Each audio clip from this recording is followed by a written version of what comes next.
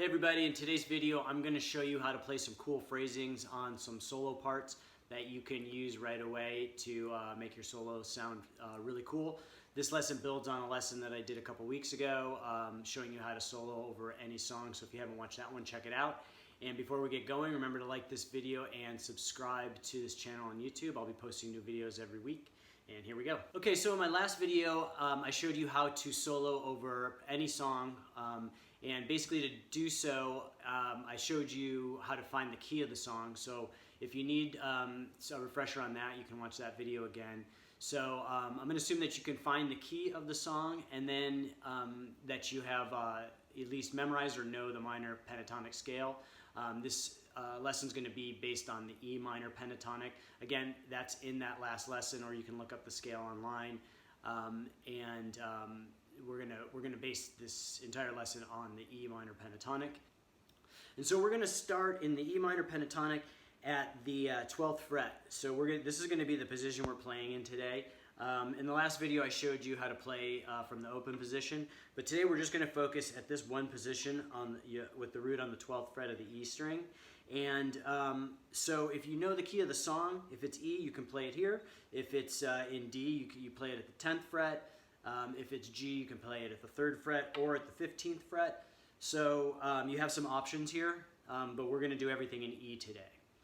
All right, so the first trick we're going to do, I'm going to show you this phrasing is something that like Hendrix does, a lot of blues players do. I talked about it in the last video. You are going to bridge your index finger over the 12th fret of the B and E string, and you're going to push with your ring finger, or if you're strong enough, you can push with your middle finger on the 14th fret of the G string. And what you're going to do is you're going to push on the 14th fret, and then you're going to just go up to the B string and then to the E string. So this kind of phrasing is kind of like playing like a Chuck Berry style bend, but it adds a little different sound to it because you're going to go. And you can do it over and over again. Or you can, a lot of players will use it as like kind of a lead up to like an accent note, so you can play it.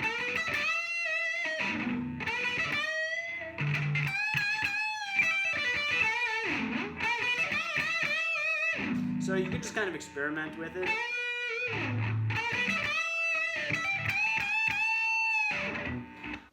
The next trick I'm going to show you is kind of a rock and roll style phrasing, and like the New York Dolls do it. A lot of rock musicians play it. Chuck Berry does it a lot. So what you're going to do is you're going to bridge your finger again over the 12th fret of the B and E strings, and then you're going to do a hammer-on the 15th fret of the B string with your ring finger, and then you're going to hit the 12th fret of the E string.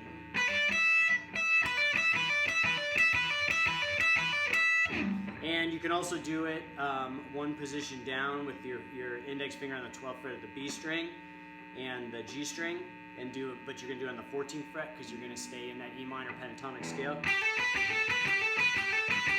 And you can even go up from one to the other.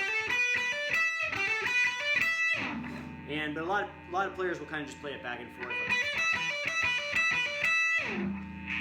This next one is kind of a cool phrasing. So you can, you'll play with your index finger on the 12th fret of the B string, ring finger on the 15th fret of the B string, and your middle finger on the 14th fret of the G string. And you're going to do something like this. And that's kind of a cool thing to like give the solo like a little bit of tension. So you can play that over and over again multiple times and then go on to like a high note. So.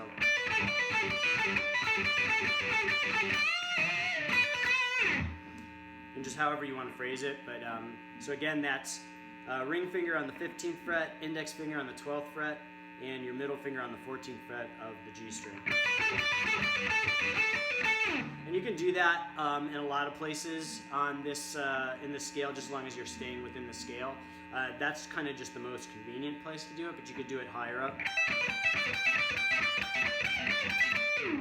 Or you can even do it if you're going to play it in that position on the 15th fret of the B and E strings, you probably want to do it with your pinky on the high E and your ring finger on the B string.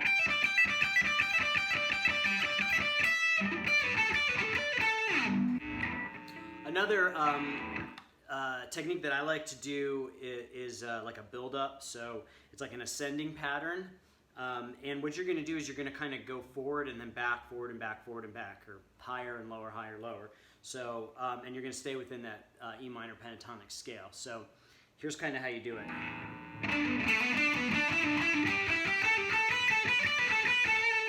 So you can kind of mix it up, or you can go straight through.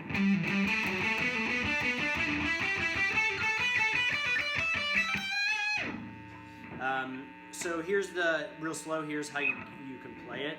So again, these are all the ascending notes of the E minor pentatonic, and you're going to play it like this. Here it is slowly ascending.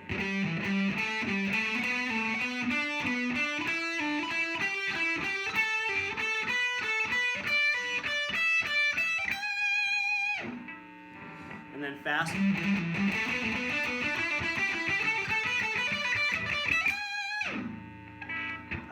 And that kind of, you can do a part of that scale or all the way through, or you can kind of do it back and forth a few times, like something like.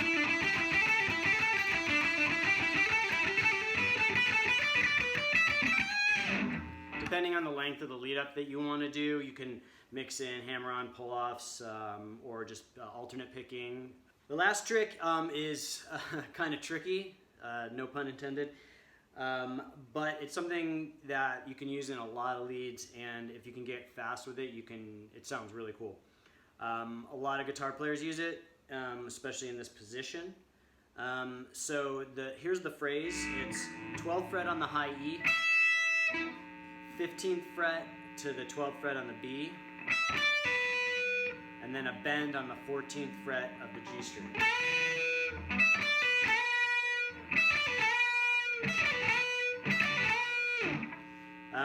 So when you play it really fast, it sounds cool. This is just something you have to practice over and over again. When I play it, I play it differently depending on how I'm playing it. But I'll put my index finger at the 12th fret, and then I'll do the pull off from the 15th with my ring finger to the first finger on the B string. Or if you're trying to play it really fast, you can bridge your finger over the 12th fret on the B and E strings, like we did earlier.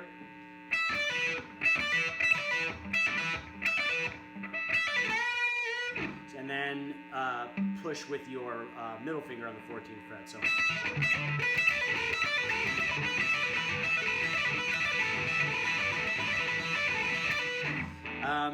And then even trickier is some guitar players will alternate between pushing on the 14th fret of the G or the 15th fret of the B.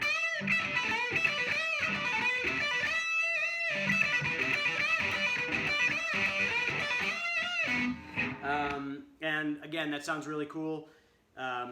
Do it slowly and practice and speed up over time, and when you get that, it's a really cool thing that you can throw in there. And you can throw it in pretty much anywhere.